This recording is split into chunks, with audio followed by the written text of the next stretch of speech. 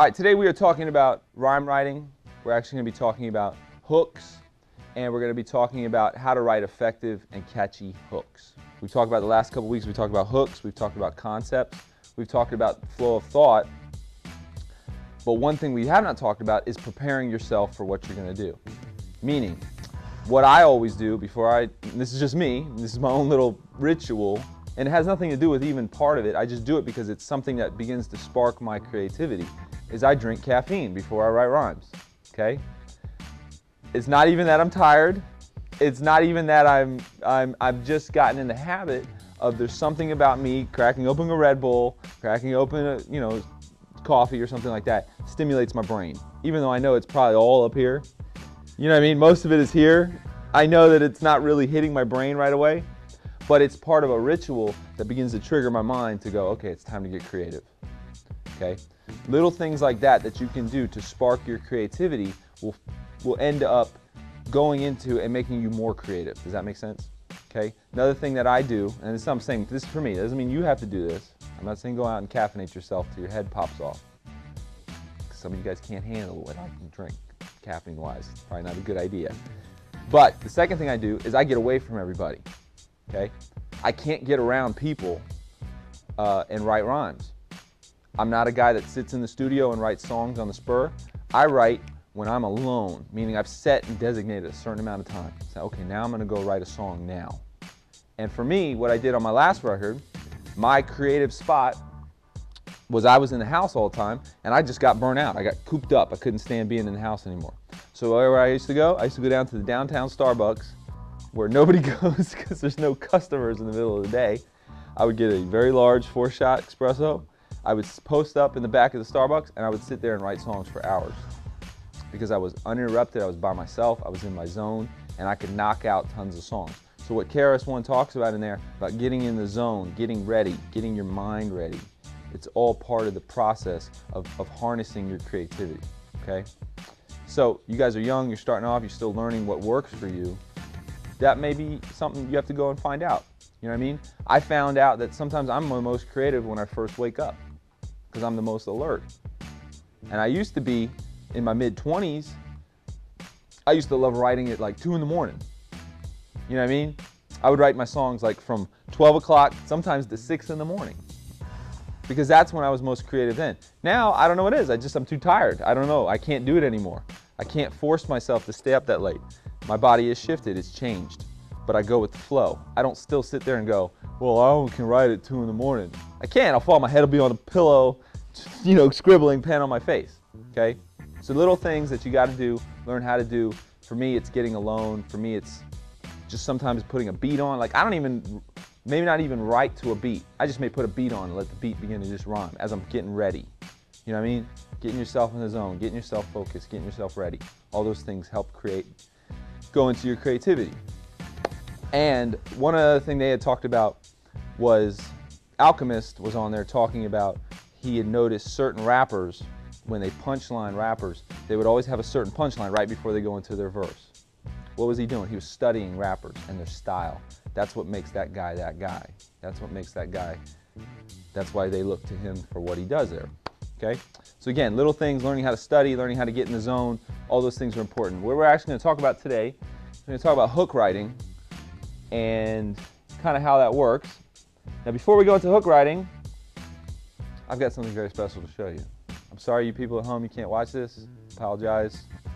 You can Google it, okay? Now for those that are tuning in, what I just played was about 2 minutes of Barney before they started getting angry at me. Why did I play Barney? Anybody have an idea?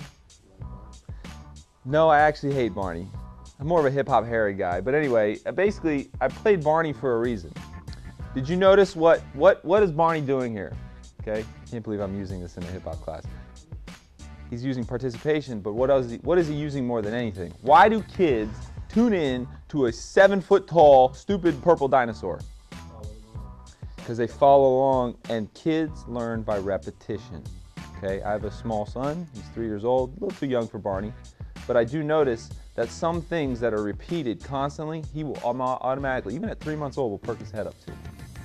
Now, what's Barney saying here? How's the song go? If you're happy and you know it, blah, blah, blah. If you're happy and you know it, blah, blah, blah. If you're happy and you know it, blah, blah, blah, blah, blah, blah, blah, blah, blah, blah, blah, blah. Okay? What does he stop? Does he stop right there? No, he keeps the mic rocking. If you're happy and you know it, stop your feet. Okay? He doesn't stop. But what is the thing he keeps saying over and over and over and over? If you're happy and you know it. If you're happy and you know it. So why is he saying that? Because even at a young age, kids learn by repeating. We are all conditioned to learn by repetition. Okay?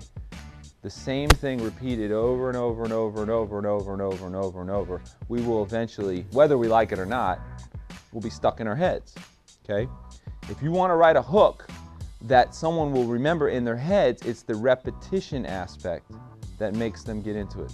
Okay? Now I use Barney as an example because if Barney can make a 5-year-old kid walk away saying it, and the 5-year-old kid has very little comprehension power.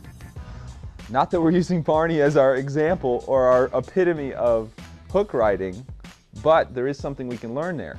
If a 5-year-old kid can walk away saying the song that you did, your hook, your chorus, if a 5-year-old kid can walk away doing it, then a grown man will definitely be able to. Does that make sense? Okay.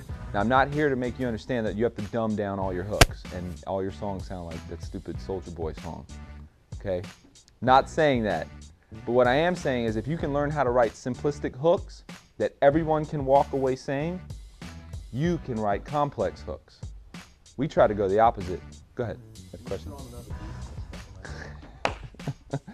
My point exactly. How many of us have songs we absolutely hate stuck in our heads? Tons of us. You know what I mean? And that's the idea, is the fact that the repetition aspect of it is what makes us keep it stuck in our heads. Now, I'm going to flip it and say one other aspect too. The repetition aspect of beats is what makes us get the beat stuck in our head. I'll play you an example right here.